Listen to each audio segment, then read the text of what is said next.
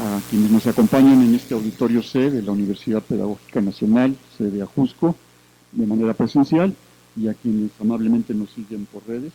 Vamos a iniciar con la presentación del libro Educación para Indígenas, Experiencias Latinoamericanas de los siglos XIX y XX. Y esta actividad agradecemos un servidor y la doctora Yamila Liva, que somos los coordinadores del libro, pues la aceptación de la invitación a presentarlo aquí. Nos interesaba estar con ustedes y le agradecemos entonces a los colegas del área 2, del área académica 2, diversidad e interculturalidad, pues por haber aceptado la invitación. Aquí están la doctora Amalia Migón y el doctor Nicanor Rebolledo. Entonces vamos a iniciar con la participación de la doctora Yamila Liva. Ella viene de la Universidad Nacional del Nordeste en Resistencia en la Argentina. Y ella dará una introducción general de lo que fueron los propósitos del libro, de lo que contiene el libro, y luego escucharemos los amables comentarios de la doctora Amalia y el doctor Nicanor. Adelante, Yamila. Bueno, muchas gracias a todos y todas las presentes por estar acá. Nos interesa mucho estamos muy contentos de llegar a esta instancia, a esta etapa de poner en circulación, en discusión esta obra, y también a Amalia y Nicanor por habilitar este espacio para ponerlo en discusión. Primero me gustaría enmarcar el trabajo que contiene esta obra en el campo de la historia de la educación. Es el campo en el que trabajamos, es la línea de trabajo en la que este trabajo se enmarca. Y esta historia de la educación se caracterizó durante mucho tiempo por centrarse, por hacerse su objeto predilecto de la historia de la escuela. Y esta escuela, a su vez, durante mucho tiempo estuvo centrada en el espacio urbano, masculino, dejando afuera muchos sujetos, muchos espacios, ¿no? Como las mujeres, la educación en el ámbito rural y las poblaciones indígenas. Entonces, quienes venimos trabajando en este tema, en la historia de la educación referida a los pueblos indígenas, nos interesaba, bueno, como poner en discusión esta larga trayectoria en la historia de la educación de dejar afuera a estos sujetos, y que también esa historia nos permita revisar esas historias nacionales sobre los sistemas educativos.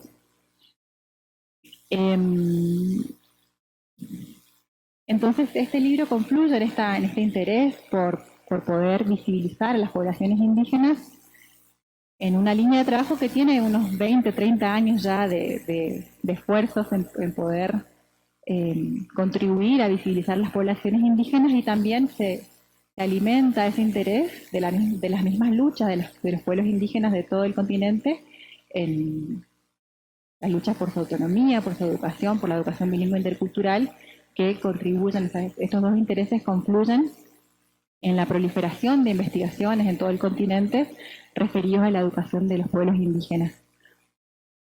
Entonces, lo que nos interesaba, o nuestro interés, recuperando esta proliferación de investigaciones que notábamos, era poder darle una mayor difusión a estas investigaciones que nos permitiera también pensar el tema de manera conjunta, es decir, una obra que tratara de condensar la mayor parte de las investigaciones referidas a la historia de la educación sobre pueblos indígenas, para permitirnos balances, para permitirnos pensar en los contrastes, en las diferencias, en los matices, las coincidencias, y también repensar las escalas de análisis, porque muchas veces los investigadores estamos como pensando en nuestro caso local, y al encontrar el poder ver en una obra, bueno, qué ocurría en Brasil, qué ocurría en Argentina, en México, ampliamos nuestras escalas de análisis, pensarnos en las coincidencias más bien como historias transnacionales, como un enfoque más amplio que le diera otras explicaciones a esas coincidencias.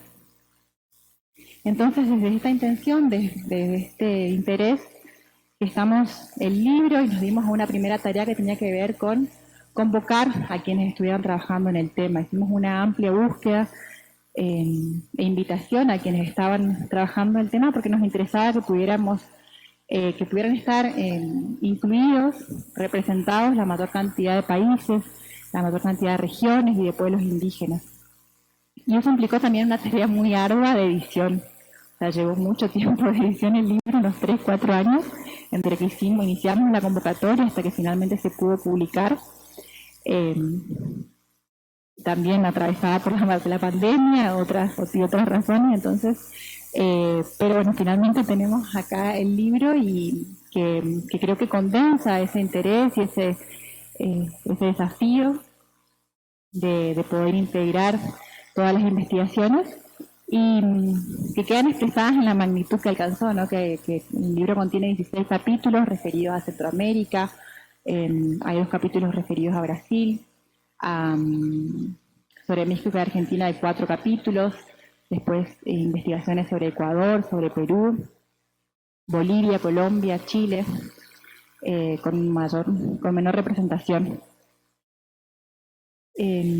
Otra cuestión también que me interesaba comentarles es que el título, que se llama Educación para Indígenas, tiene un sentido, y es que la mayoría de los estudios se han enfocado en cómo los estados o las organizaciones religiosas pensaron la educación para las poblaciones indígenas, quizás un poco al margen de sus propios intereses, sus propias necesidades, ¿no? Entonces, y también con este énfasis en la educación tiene que ver con la posibilidad de las fuentes, ¿no?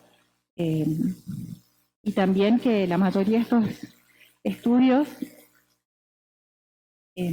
fueron pensados en el marco de relaciones de sometimiento en la conformación de los estados nacionales entre los siglos XIX y XX. Una cuestión que nos interesaba y por la que convocamos a los investigadores era poder,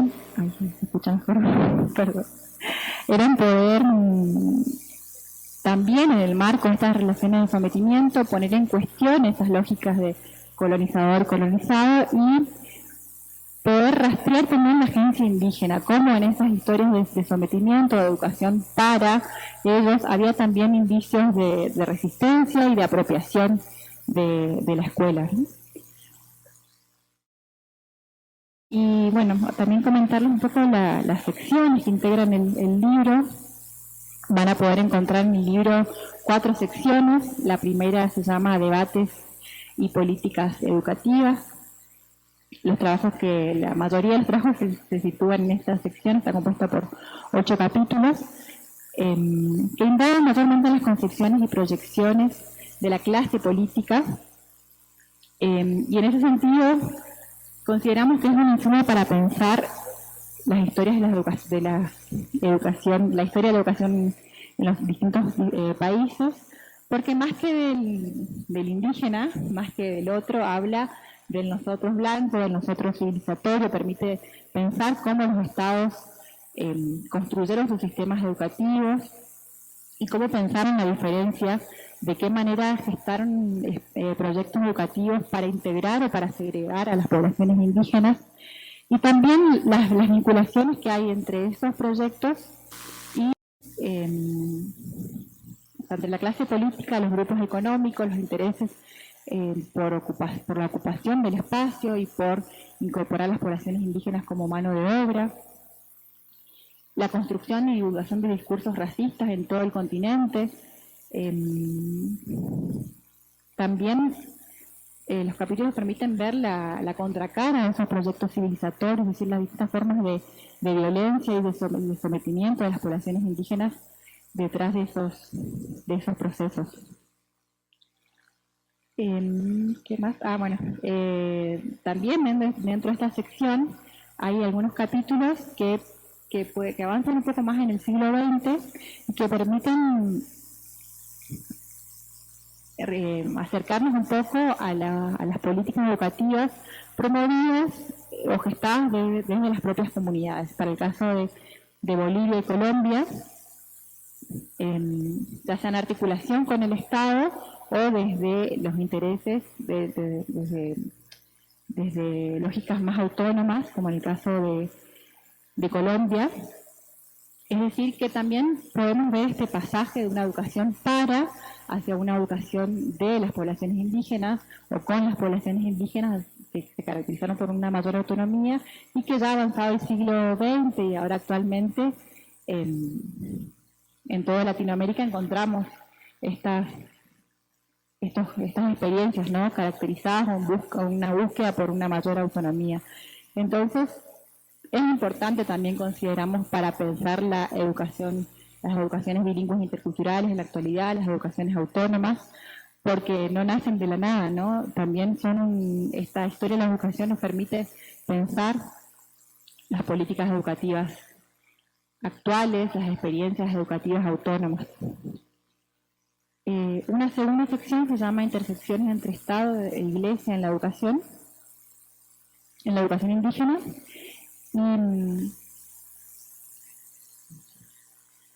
Y en esta sección buscamos visibilizar el protagonismo de la Iglesia Católica, el protagonismo que tuvo en el campo de la educación indígena hasta avanzado el siglo XX. Quizás solemos asociar la intervención católica a la época colonial, y sin embargo acá podemos, por medio de estos 3 capítulos, ver la presencia importante de la Iglesia Católica hasta avanzado el siglo XX, y también las articulaciones y confrontaciones con los estados nacionales.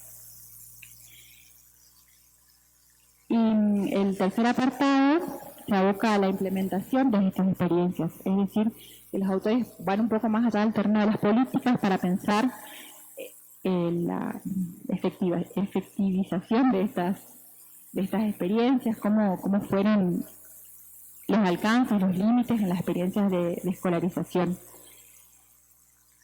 Reconocer esta distancia quizás que hay entre los proyectos, entre las intenciones de la clase política y el acceso efectivo de las poblaciones indígenas.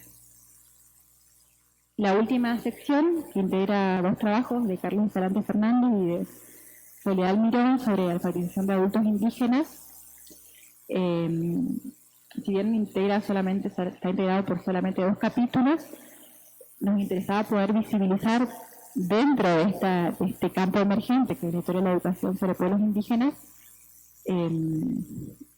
la cuestión de la educación de los adultos, ¿sí?, que también abre a nuevas dimensiones, a nuevas preguntas respecto, por ejemplo, de pensar la educación más allá de la escuela, de pensar también la cuestión de las lenguas indígenas, el uso de las lenguas indígenas, el papel de la lectoescritura en los procesos de castellanización. Bueno, y finalmente comentarles que si bien estamos muy contentos con esta obra, con lo que pudimos alcanzar, también nos permite pensar en las deudas, en los desafíos, en las cuestiones que nos quedaron ahí pendientes. La primera es las regiones y los países que no están representados en el trabajo, y también otra cuestión es la ausencia de autores indígenas, académicos indígenas, escribiendo, pensando su propia historia, pero bueno, nos interesa que este sea un puntapié para poder seguir generando investigaciones, preguntas, cruces entre investigadores e investigadoras de todo el continente, y también que sea un insumo para la enseñanza, para la práctica docente, para pensar la formación docente, la política educativa, o sea, que sea un insumo más allá del campo académico o de investigación, y que nos abra a pensar y a revisar nuestra propia historia. Bueno, muchas gracias. Muchas gracias, Yamila. Vamos a pasarle ahora el micrófono al rector Nicanor Rebolledo, por favor. Perdón, bienvenido. Bueno, buenos días a todos. Yo primero quiero agradecer la invitación, por el conducto de Amalia, la invitación. Para mí fue grata porque me permitió leer el libro, ¿no? Cuando me invitaron a leer, Amalia me invitó a leer el libro, y yo pensé, está todo un libro pequeño, así accesible, delgadito. Dice, bueno, aviéntamelo porque yo. Pero pues me doy cuenta que es un ladrillo. Entonces, bueno, te agradezco la invitación. Voy a leer unas notas que yo hice para no perderme, para comentar este libro, ¿no? Ya dije que es muy voluminoso porque, a propósito del número de páginas que lo componen, de ver si que suman 565 páginas y que me obligan a leer. Pues eso, es la riqueza que tiene el libro y que a mí me abre un horizonte bastante amplio conocía, ¿no?, partes de las historias de la educación indígena, por lo menos en Brasil, ¿no?, que es donde yo más he estado, y que pues es un libro muy amplio, ¿no?, en el sentido de la historia de larga duración, porque abarca 2 siglos de historia de la educación, y por el mapa que comprende la geografía continental. Es minucioso y detallado en cuanto a los métodos de la etnohistoria y la historiografía para estudiar la educación para indígenas.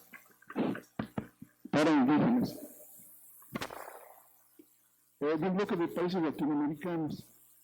Y yo considero que es un material rico en la documentación porque entreteje la historia de la educación para indígenas a través de la revisión de archivos y documentos varios, ¿no?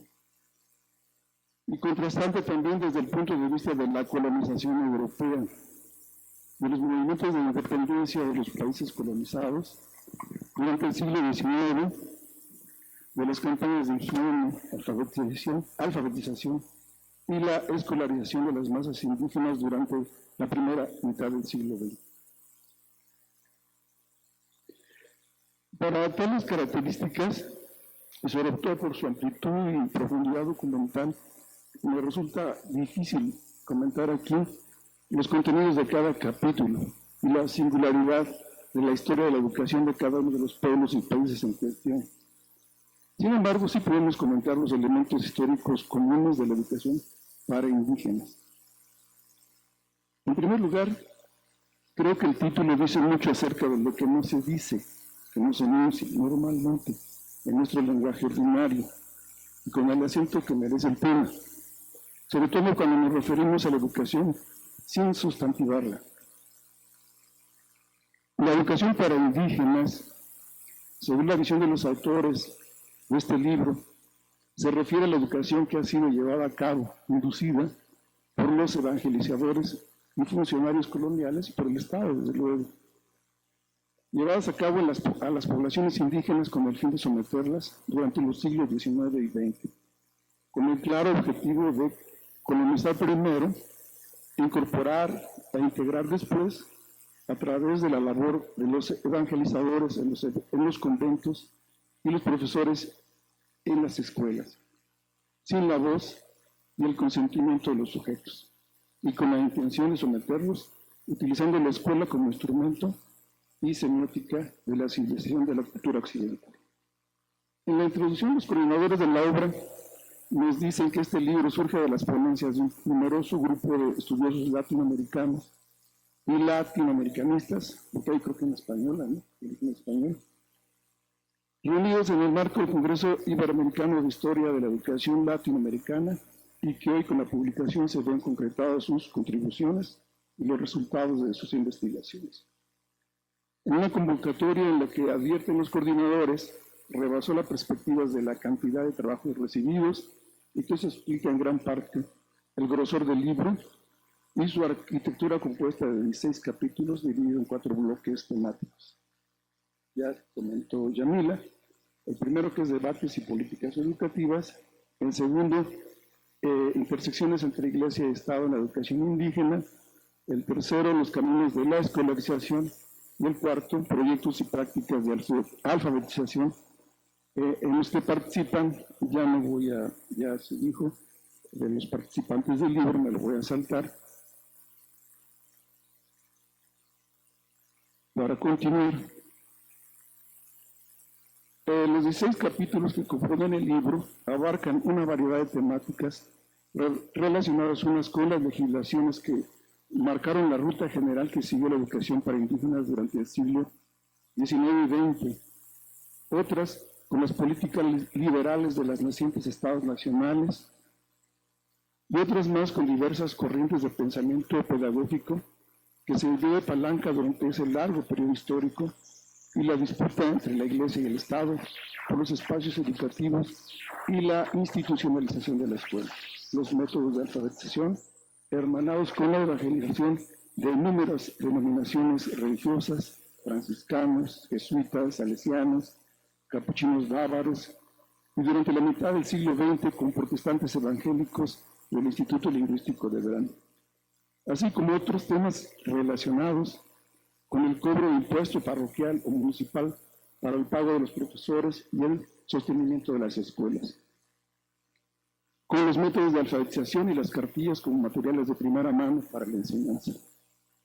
Creemos que hay dentro del conjunto de las contribuciones de los autores de este libro temas comunes que entrelazan las discusiones historiográficas y pedagógicas sobre la educación para indígenas de los siglos XIX y XX, y que en nuestra opinión logran conformar una comunidad científica transnacional de investigadores agrupada en torno a los debates sobre la educación para indígenas y el carácter colonial y civilizatorio que adquiere la escuela durante ese largo periodo histórico. Qué común observamos en la historiografía de la educación para indígenas en la región de este bloque de países. En primer lugar, creo que se trata de un bloque de países colonizados por la corona española y el imperio portugués, que surgen primero como estados eclesiásticos coloniales, gobernados por estados imperiales, y luego se conforman como naciones a raíz de los movimientos de independencia que se desencadenan casi en paralelo en un corto periodo que va de 1810 a 1825, 15 años aproximadamente, ¿no? Que ocurre como la caída de naipes activada por una sola palanca. Por ejemplo, en México se declara nación independiente. El 9 de julio de 1816, en Argentina, se declara la independencia. En Brasil ocurre entre 1821 y 1824, con conflictos que dan paso a la proclamación de independencia el 7 de septiembre de 1822. En Colombia, el grito de independencia se celebra el 20 de julio de 1810. En Ecuador, la independencia ocurre el 24 de mayo de 1822, con la derrota de las fuerzas españolas en la batalla de Pichincha. En Perú, San Martín proclamó la independencia del Estado peruano el 28 de julio de 1821. En Bolivia se declara como Estado independiente el 6 de agosto de 1825. En Chile se declara Estado independiente el 12 de febrero de 1818. En Guatemala, el movimiento de independencia comienza el 15 de septiembre de 1821 y concluye, se proclama independiente en 1847 con la independencia absoluta de Centroamérica. Es un poco el histórico.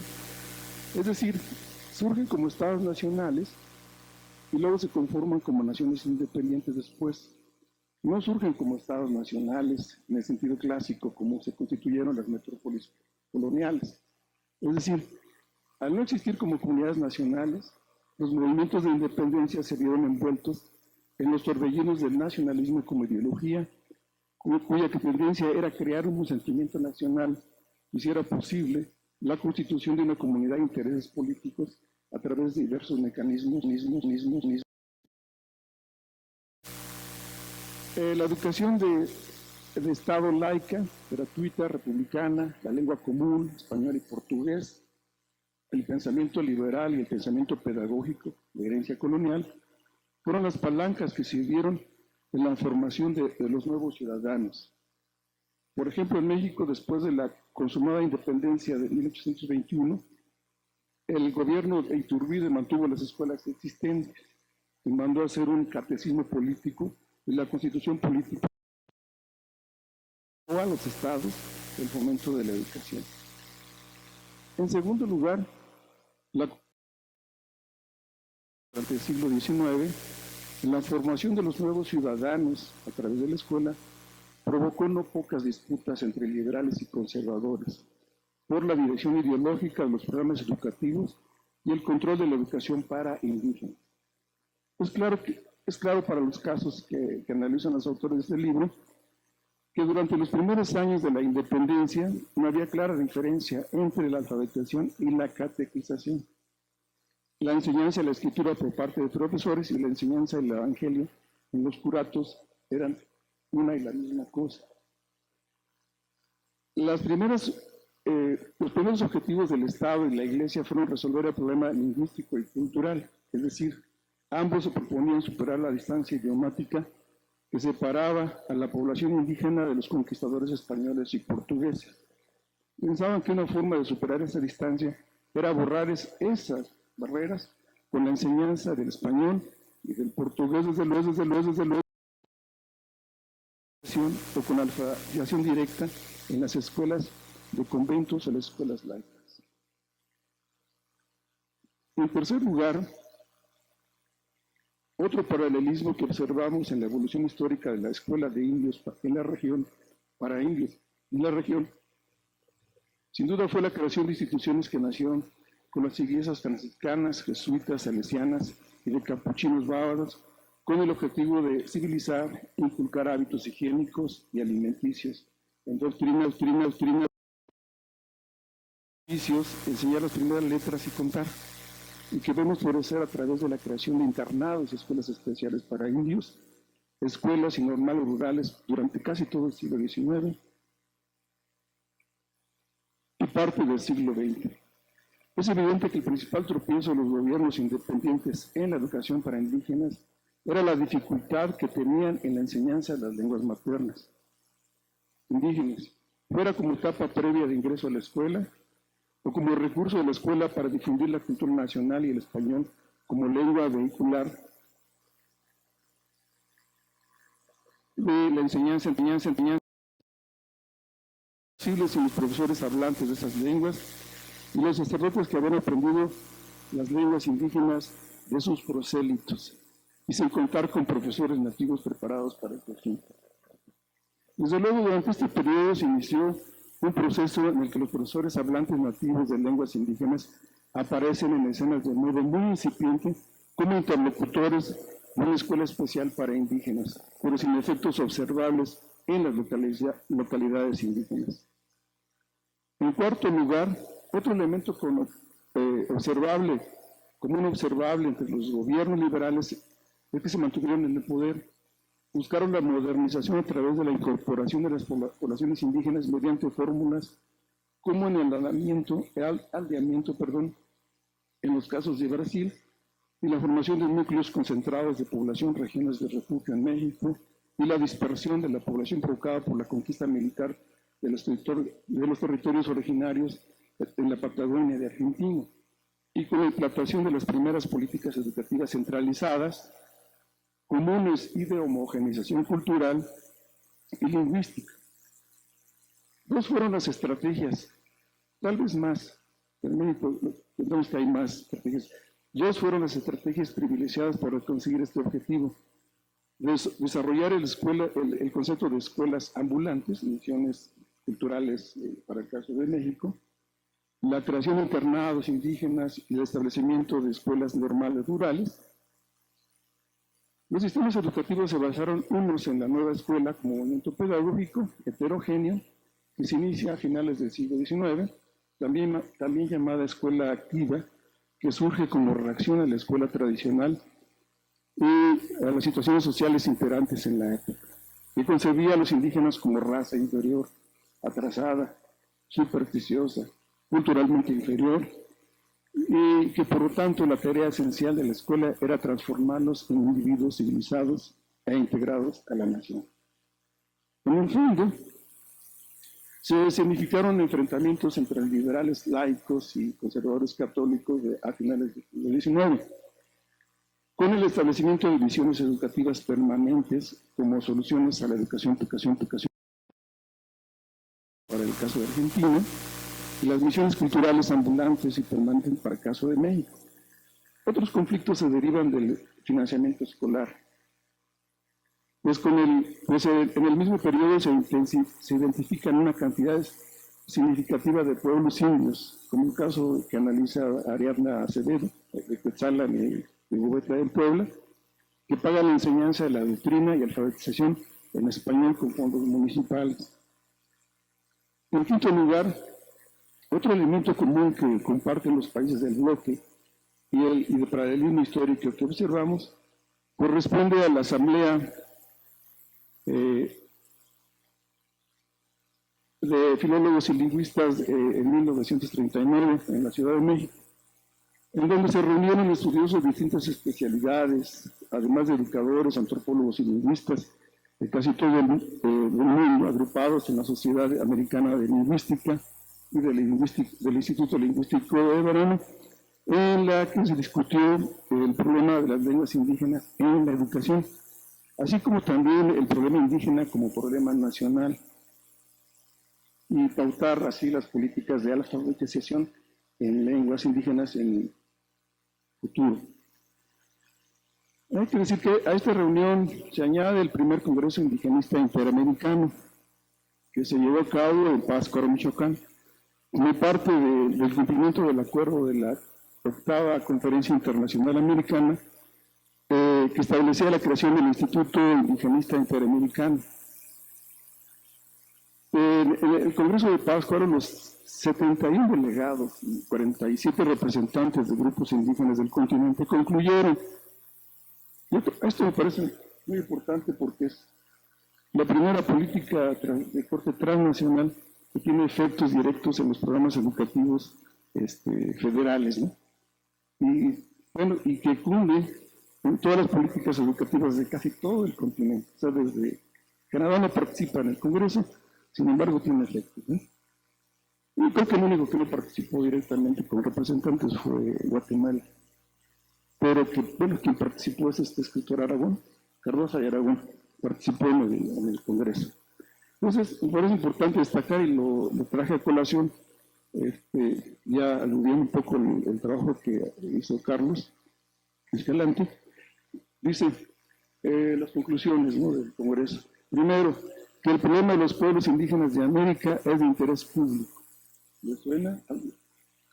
Por la nueva ley de derechos de los pueblos indígenas, 1940, ¿no? O sea, de carácter continental y relacionado con los propósitos afirmados de su solidaridad entre todos los pueblos y gobiernos del mundo.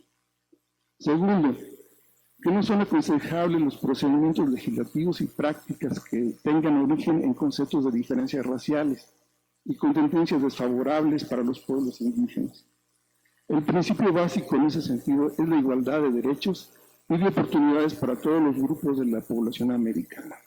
Tercero, todas las medidas o disposiciones que se dicten para garantizar los derechos y proteger cuanto sea necesario a los grupos indígenas deben ser sobre el respeto a los valores positivos de su personalidad histórica y cultural, y con el fin de elevar su situación económica y la asimilación y el aprovechamiento de los recursos de la técnica moderna y de la cultura universal.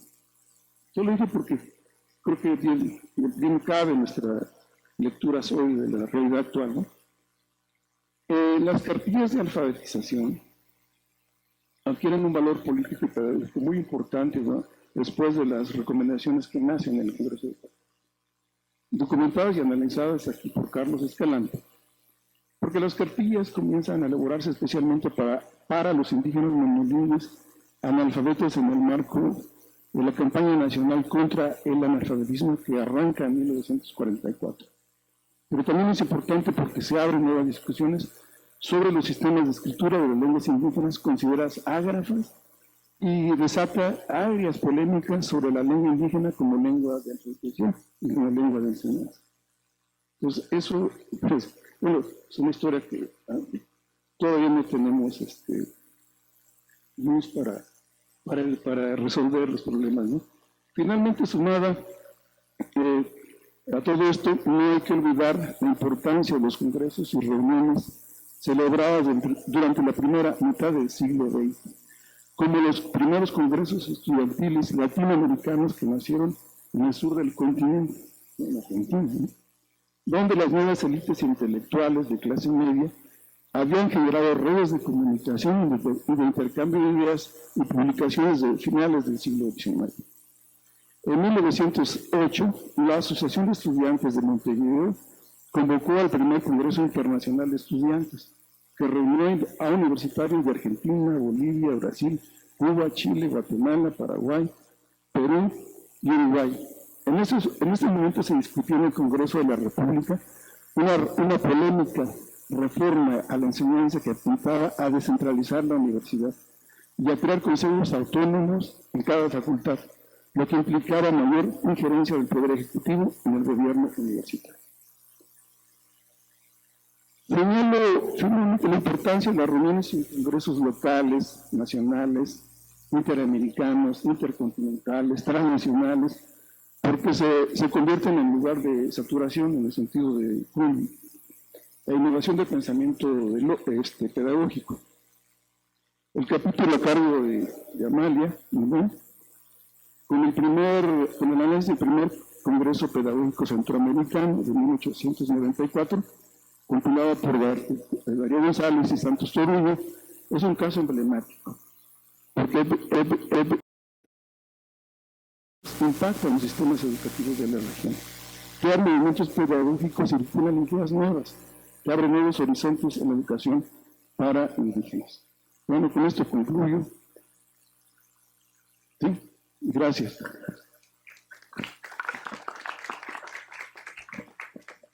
Muchas gracias, doctor. Y como ya anticipaba, la doctora Amalia Nibón es una de las autoras de este libro y ahora le cedemos el uso del micrófono. Muchísimas gracias. La verdad es que sí, en este momento me siento muy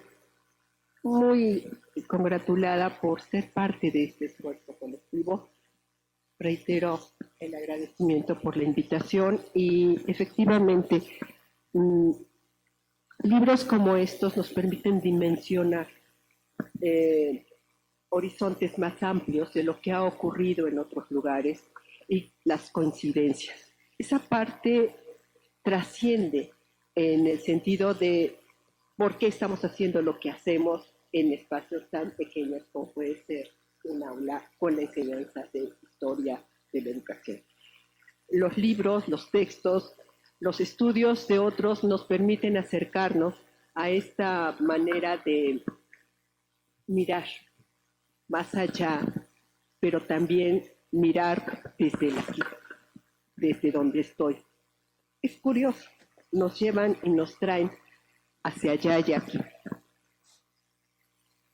Lo que yo voy a leerles es algo que quise escribir a partir de la invitación a hacer este trabajo de mostrar públicamente este esfuerzo colectivo, y realmente es una reflexión de mi presente, de hoy. ¿Cómo miro cómo estos esfuerzos que hacemos todos? Entonces me coloco en el plano de la historiografía de la educación. Empezamos por hacer de ir abonando al campo de la historiografía, de narrar lo que ha ocurrido. Y todavía tenemos una considerable visión joven de lo que ha pasado en América Latina, en todo el continente, en otros continentes. Pero la escritura nos acerca. Entonces, hemos coincidido antropólogos, sociólogos, historiadores, pedagogos, politólogos, de tal manera que este campo se ha enriquecido por el esfuerzo de muchas visiones. No es exclusivamente la visión de historiadores, aunque cae al campo de la historia de la educación.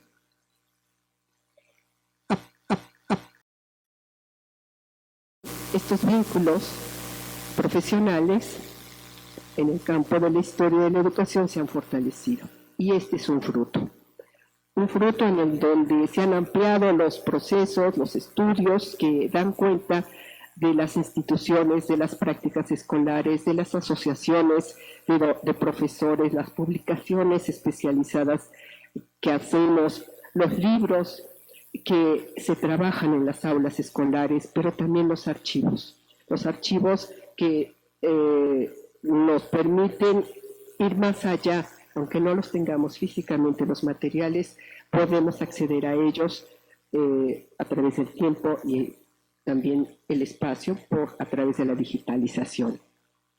El trabajo que yo aquí presento examina los debates y políticas educativas de finales del XIX, específicamente en intelectuales liberales que pensaron la educación indígena en los estados-nación en Centroamérica. ¿Por qué me fui a Centroamérica si yo soy de México? ¿Por qué viajar a otros, con el pensamiento a otros lugares? En este caso, Guatemala, El Salvador, Costa Rica, Honduras, Nicaragua, son países vecinos, sin embargo, uno como que dice, pero no es mi región. y los ve uno distantes, y a veces en las aulas poco hablamos precisamente de las regiones que nos tocan también. Entonces, esto surgió a partir de otros trabajos, sí, más locales de México, de esta época, y de la importancia, efectivamente, como bien nos señala el profesor Nicanor, la importancia de los congresos pedagógicos, porque entrelazan ideas, comunican, publican, dan a conocer lo que se está debatiendo en el terreno del Estado, en el terreno político, en el terreno incluso de la enseñanza, de las metodologías. Y eso fue lo que ocurrió con los congresos pedagógicos de finales del XIX, donde podemos encontrar efectivamente muchas coincidencias. Y yo llegué a este congreso centroamericano por un mexicano que me encontré revisando los archivos de una revista México Intelectual, de aquí, de la Universidad Pedagógica, de la biblioteca, del acervo histórico de la biblioteca Gregorio Torres Quintero, en donde este mexicano chiapaneco contribuyó en una nota en la revista, es que se está haciendo un congreso pedagógico en Centroamérica, en Guatemala, perdón, un congreso pedagógico centroamericano, cuya sede va a ser en Guatemala, y queramos invitar a los interesados profesores que conozcan lo que estamos pensando. Y nuestro tema central es cómo civilizar a la raza indígena. Y a mí, de golpe, eso destacó un gran interés, un gran acercamiento. Y, bueno, ¿cómo consigo cómo me acerco a Centroamérica para conocer esta respuesta a la pregunta que era crucial para nosotros que trabajamos en contextos de diversidad cultural y las poblaciones indígenas? Y era un reto para mí acercarme a profundizar, porque la revista de México Intelectual no llegó hasta ahí a dar cuenta de lo que sucedió en ese congreso. Entonces, la búsqueda pues es así, ¿no? De archivos, de ir y visitar a veces lugares, gente que uno puede encontrarse también en congresos del presente para tener otros vínculos que nos acerquen a las respuestas que nos formulamos. Y uno de los aspectos, como les decía, que llamó la atención fue de cómo civilizar a la raza indígena y esta mirada de la alteridad, ¿no? Cómo América Latina se mira a sí misma y habla de una alteridad desde sí, sin acercarse propiamente a la alteridad. Y ese es el debate que todavía tenemos. Las naciones que aún luchaban en esa época, en esta región, tenían una visión confederada, una visión de resolvamos para ser juntos, porque lo que hagamos en el terreno educativo nos va a defender del exterior. Están viviendo una gran penetración del capital a través de la producción en masa del café, del azúcar, y entran los grandes capitales de Estados Unidos y de Alemania para la extracción en la producción agrícola. Hay que formar mano de obra y producir estos productos los pueblos indígenas. hay que capacitarlos, formarlos, y esa era su preocupación, porque el proyecto civilizatorio efectivamente caía en ese renglón, en un renglón de entender cómo poder acceder a ese desarrollo económico, social, tecnológico, humanista, artístico, que las otras naciones consideradas más desarrolladas dibujaban. Como fue enriquecedor realmente, yo los invito a revisar ese congreso, lo pueden leer, es el trabajo, ya son, es un resumen, porque el congreso, la memoria de ese congreso es otro tabique de este tamaño, y escribieron muchísimo, dijeron muchísimo. Curiosamente, ningún indígena, no hay un solo escrito de algún indígena. Estuvieron presentes, fotografiados, pero su voz no fue escuchada. Son elementos que ayudan a entender precisamente desde estos intelectuales cómo se miraban a sí mismos frente al otro, para civilizarlo. En fin, el proyecto de este congreso irradia para los estudiosos del campo de la educación indígena. Irradia porque ahí encontramos matices que aquí, aunque a manera muy global podemos ver semejanzas y similitudes, ya cuando estás en el terreno local ves matices y no todo es tan llano, ¿no? Y hay posturas y hay resistencias y luchas y defensas en el debate. Eso es también lo rico de estos trabajos, porque nos acercan a una dimensión más fina de los cortes que podemos hacer en territorio y en tiempo.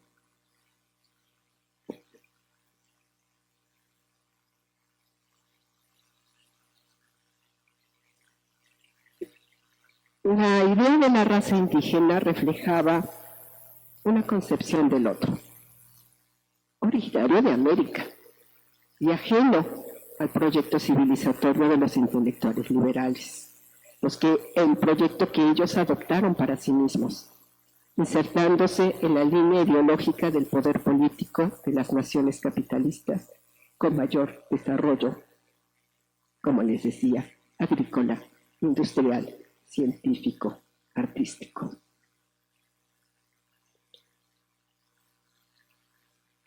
Cuando hice esto, dije, ¿y hoy? ¿Y hoy cómo estamos en este sentido de mirar la otredad y mirarnos? ¿Qué posibilidades hoy todavía tenemos de mirarnos como un nosotros? Y ya no en una diferencia.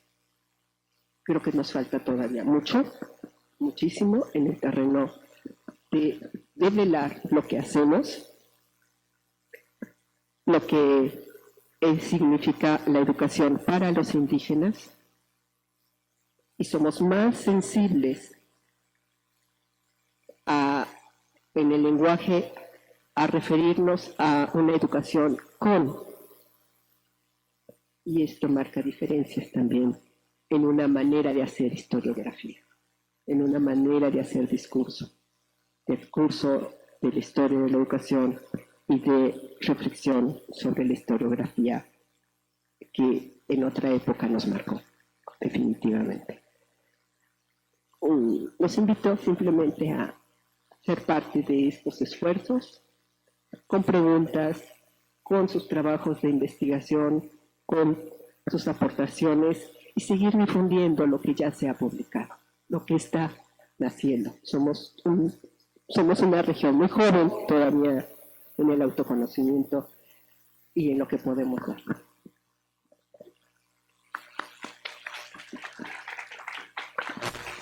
Muchas gracias.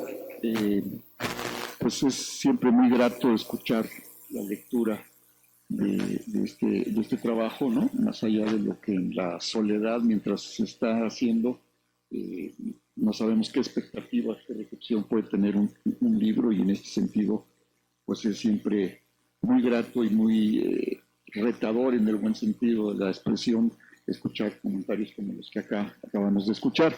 El libro es editado por el Colegio Mexiquense, había yo omitido eso en la primera intervención, y en la página de la propia instrucción del Colegio Mexiquense pueden ustedes, si están interesados en adquirirlo, pues obtenerlo, ¿no? No sé si en el público hay alguna inquietud que quisieran expresar, alguna pregunta, alguna duda. Se esperan a la lectura, ¿no? Adelante. Yo no destaqué esta cuestión de los congresos pedagógicos y los congresos interamericanos, transnacionales, hubo muchos, ¿no? A fines del siglo XIX, principios del XX, y los que yo tengo clara perspectiva de que marcaron las políticas para educación de los pueblos indígenas, pues sin duda las reuniones anteriores que hubo de la Asamblea de Filólogos y Lingüistas, ¿no? Hubo varios congresos locales a nivel de Latinoamérica que marcaron un poco la política, las pautas, ¿no? Pautaron las políticas educativas del siglo XX y que todavía siguen pesando en la memoria, ¿no? de este país y en los países de América Latina. Es sorprendente cómo, por ejemplo, en el Congreso de Pátzcuaro, que se homogenizan las políticas, y se establecen las políticas educativas claramente para los pueblos indígenas, donde se crean instituciones especiales para indígenas, donde claramente dicen, es que tenemos que construir escuelas para indígenas, o sea, especiales, pues, en el sentido de la educación especial, porque hay un problema, ¿no?, que tenemos que erradicar, ¿sí? Que es el problema indígena. O sea, el problema indígena hay que erradicarlo, ¿no? No existe tal problema indígena. Los problemas no están en la población indígena, sino están en las instituciones que atienden a la población indígena. Entonces, hay que modificar a las instituciones que atienden a la educación indígena para poder resolver esto que ustedes consideran el problema indígena. Entonces, para mí, eso fue crucial. Y bueno, ya les leí la carta de Pátzcuaro, ¿no? Las conclusiones a las que llegan, ¿no? Que se parecen un poco ahora a la nueva legislación que hoy vemos respecto de los derechos de los pueblos indígenas en esta nueva constitución. Bueno, ese es el comentario.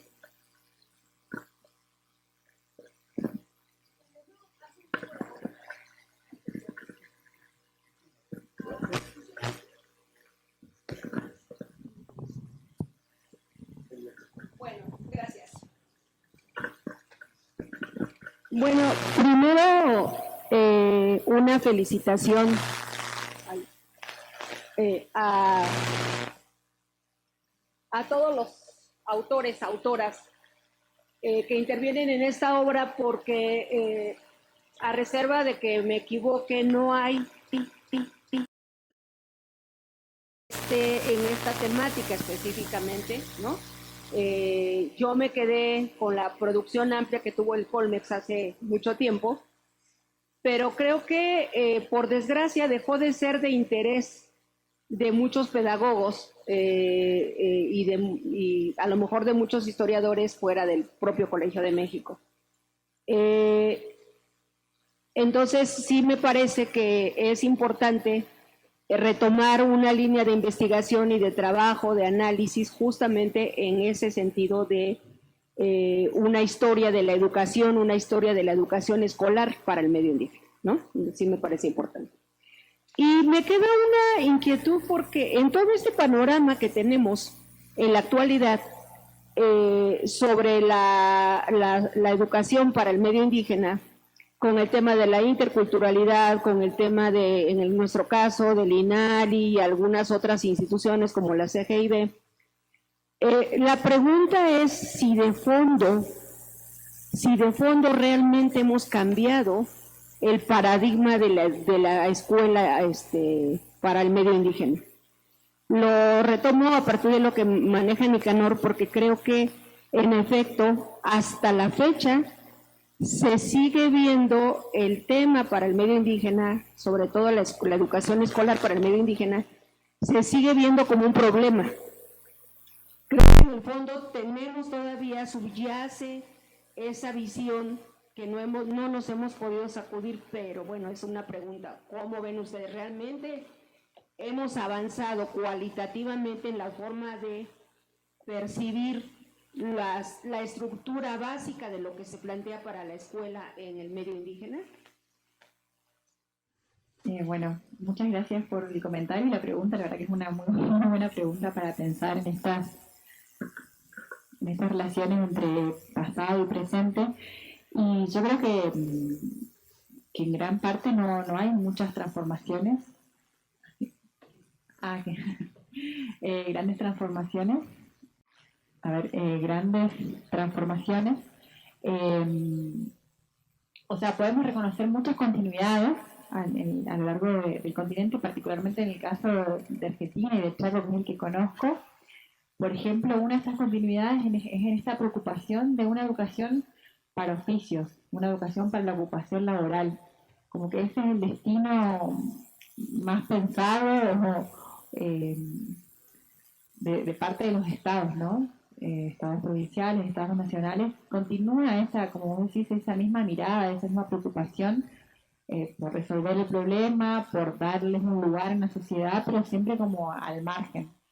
Creo que las transformaciones que se han dado tienen que ver con la participación y la lucha de las propias comunidades indígenas. O sea, las grandes transformaciones que se dieron en el campo educativo provienen de la participación indígena, como el caso de Bolivia, el caso de Colombia, el caso de Chaco también, que hay experiencias de educación autónoma que fueron avanzando mucho en materia educativa, de creación y de regulación, organización y gestión de sus propias escuelas.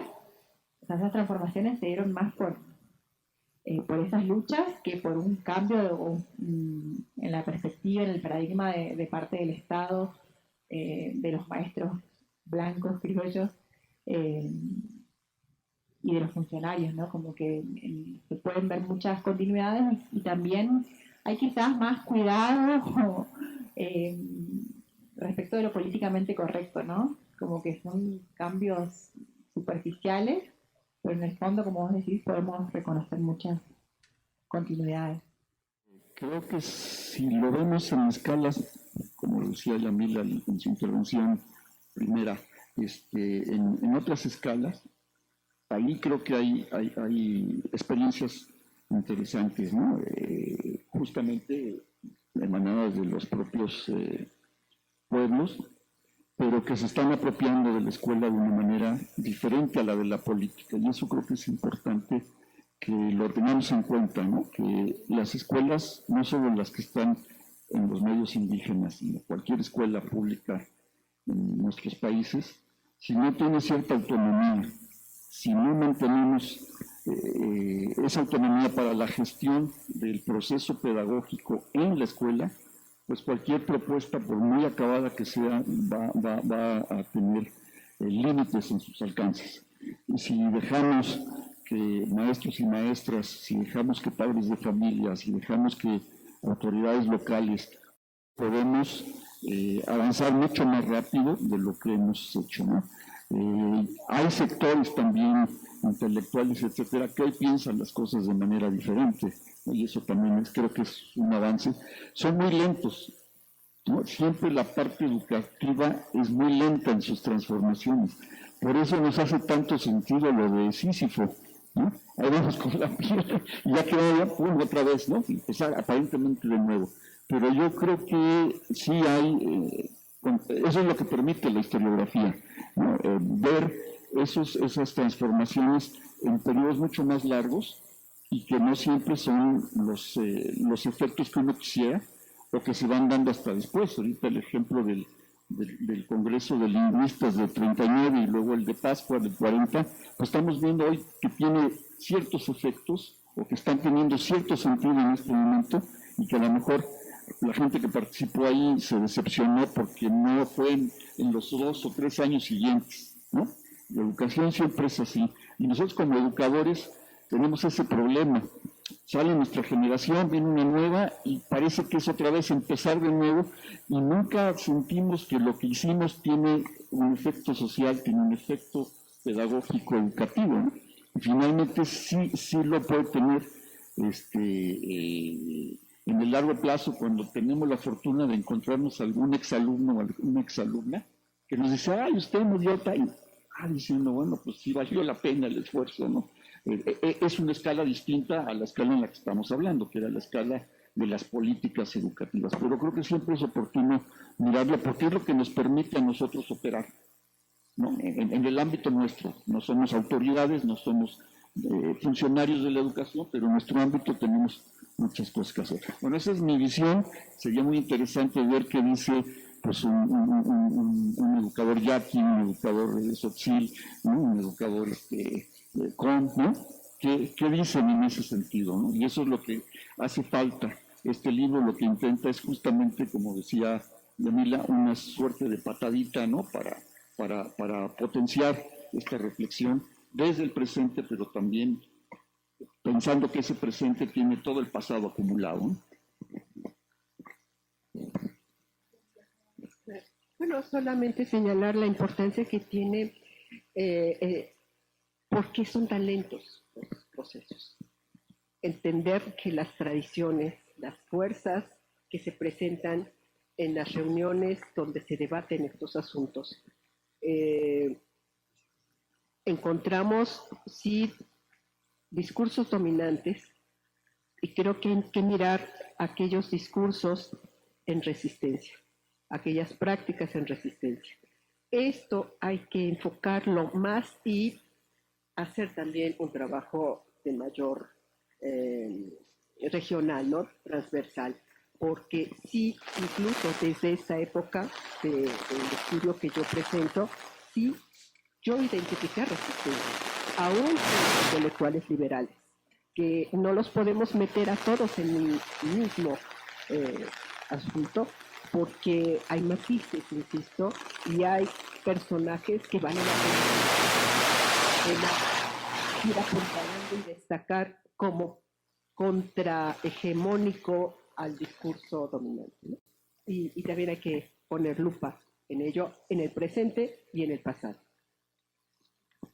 Muchísimas gracias. ¿Alguna otra inquietud o comentario? Por favor.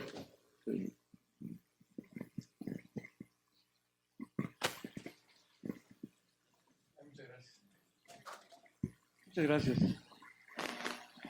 Sí se escucha, ¿verdad? Sí. Bueno, a mí me interesa mucho plantear esta cuestión relacionada con las políticas actuales en el caso de México, porque si bien, digamos, se explicitan a partir de ciertos principios, ciertos intereses, digamos, el concepto que se promueve tiene que ver con la educación inclusiva, ¿no? Y que, pues, digamos, está enfocada la atención a la diversidad. Aquí la cuestión es que efectivamente hay una estrategia nacional de educación inclusiva, hay una serie de planteamientos en relación con lo que es la nueva escuela mexicana, y de alguna manera toda esta parte que tiene que ver con la población indígena, que tiene que ver con otro tipo de poblaciones en condiciones diferentes, se integra a partir de una visión educativa en donde no existen diferencias en cuanto a los derechos, en cuanto al papel que tiene que jugar la escuela. Yo no sé si estos aspectos, por lo que acaban de mencionar, en términos de viabilidad, en términos de experiencias que se estén concretando, donde el alcance de estas políticas se pueda visualizar ya en ámbitos escolares o en ámbitos de escolarización, donde los planteamientos se traducen ya en estrategias, se traducen en formas de llevar a cabo la experiencia educativa. No sé cómo ven ustedes esta cuestión. Digamos, es como, aquí está la solución con los planteamientos de la educación inclusiva, ¿no? Gracias. Gisela Hernández, de la Universidad Autónoma del Estado de Morelos. Muchas veces estos trabajos históricos realmente, pues el problema en la práctica son las fuentes, ¿no? Los archivos. Entonces, mi pregunta es un poquito como con los autores, ¿qué problemas, ¿no? En relación con estos archivos se encontraron? Por ejemplo, yo que soy de Morelos, en la capital, digamos, no hay mucho problema, pero en los municipios, ¿no? En las iglesias, en los ayuntamientos, donde tienen muchísimos, pues, estos archivos revueltos en malos estados, ¿no? Donde que hay que pagar incluso para poder revisarlos. Cuestiones de ese tipo que, pues, alentan todavía más el avance de estas investigaciones. En su caso, por ejemplo, ¿qué dificultades tuvieron y cómo pudieron sortearlos?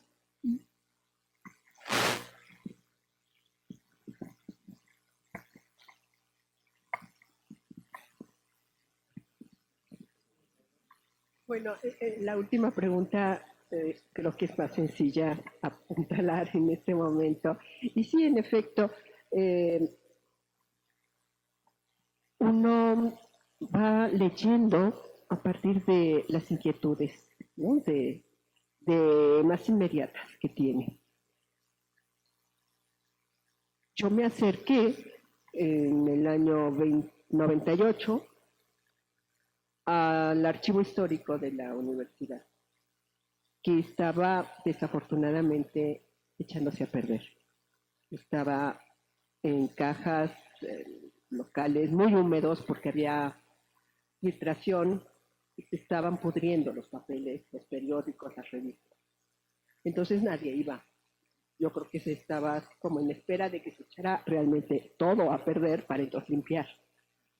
Sin embargo, pues yo tenía un compromiso conmigo misma de hacer una investigación, una tesis, era mi tesis de doctorado en ese momento, y dije, yo no me puedo ir, yo tengo aquí el material, tengo que pedir ayuda para que tener acceso a estos documentos. Y la ayuda que tuve fue, no te corremos, pero tú busca.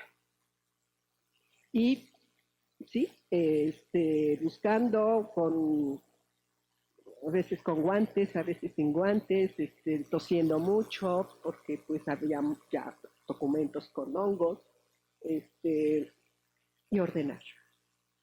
Y yo tenía la tarea de hacer una revisión de las revistas en papel de la época, que eran 10 años de trabajo de 1890 a 1900, lo que significaba hacer el seguimiento de los maestros que se formaron a partir de la reforma de los congresos, qué resultados hubo en sus prácticas. Eso era lo que yo quería hacer y que la documentación que daba las revistas en ese momento de la Ciudad de México y de Jalapa, qué documentación me podían ofrecer. Este fue mi trabajo y sí, cuesta, pero la tenacidad creo que también ayuda a alimentar el ánimo cuando uno ve factible que sí existen fuentes y que uno encuentra otros caminos.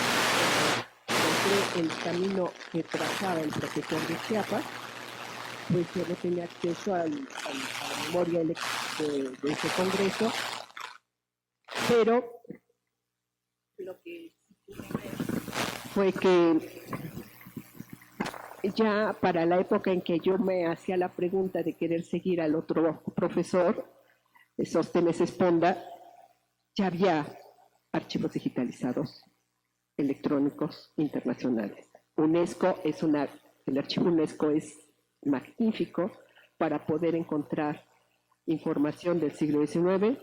Yo he hecho otros estudios con bibliografía, con documentos archivados ahí, porque son gratuitos, de fácil acceso, no hay ningún problema. Y eso te lleva a otros archivos.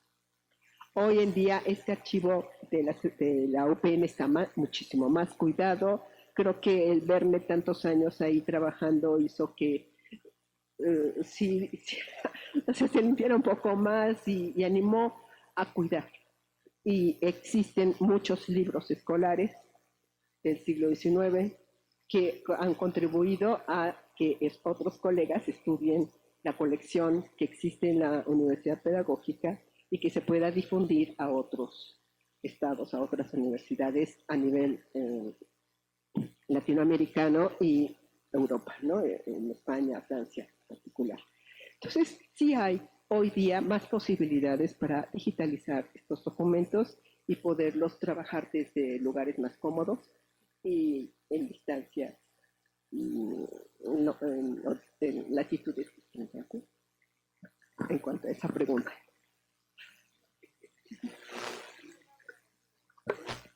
Bueno, para la pregunta de Iván, bueno, pues yo creo que es interesante, ¿no? Pensar. Yo quiero, con un ejemplo nada más, como el Congreso de Pátzcuaro, la Asamblea de Filólogos, tiene efectos posteriores, varias reuniones, ¿no? Yo quiero destacar la reunión de Barbados, ¿no? Y quizás la reunión que provocó el zapatismo, ¿no? El efecto zapatismo, cuando se discute el tema educativo. Pues ahí, que como ustedes ven, pues hay una larga trayectoria, ¿no? Esas tesis que se construyeron en el Congreso de Pátzcuaro, ¿no? Y creo que la declaración de Barbados 1 y 2 en el 72-75 fue muy importante para la educación autónoma de Colombia. Por cierto, la autora que nos presenta el caso de Colombia habla justamente de este efecto dominó que va teniendo en las tesis de la Declaración de Barbados, que consiste básicamente en la forma, en cómo debe pensarse la educación, o sea, una educación liberadora, ¿no? Después vienen las reuniones de la CELAM, igual, la de sacerdotes, ¿no? Que apoya esta tesis de la Declaración de Barbados, y que el efecto en México es muy claro. La primera reunión que tuvieron los profesores náhuatl en Huachinango, Puebla, en el 74, fue crucial para que ellos propusieran que los pueblos indígenas, para liderarse, tienen que apostarle a hablar su lengua y reivindicarla, colocarla a nivel del currículum escolar, de manera que pueda desarrollarse una educación basada en la autonomía indígena, ¿no? Entonces, la reunión de Huachinango y luego la reunión de los profesionales indígenas que se constituyen en torno a una cosa que le llamaron la Alianza Nacional de Profesionales Indígenas, en el 75 también, fue producto de eso, ¿no? Y luego, bueno, eso reforma en escalada, el sistema educativo a nivel administrativo y a nivel de política educativa, ¿no? En la creación de la Dirección General de Educación Indígena, como una institución separada del sistema, segmentada dentro del sistema educativo nacional, ¿no? Yo creo que es un efecto que va teniendo a largo plazo, ¿no? Bueno, vemos ahora que se discute el tema de nueva reforma, pues no saben cómo desapareció la Coordinación General de Educación Cultural Bilingüe, la borran, pero ellos tienen que hacer cuestiones también de concepción de cómo debe ser la atención a la población indígena desde el punto de vista de un nuevo enfoque de educación cultural bilingüe, ¿no? No sé si me entienden. Pero sigue estando pendiente en la impresión.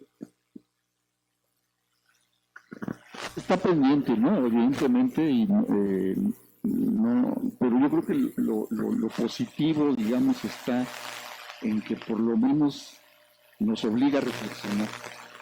Y a veces eso es como motorcito para acciones en determinado ámbito, ¿no?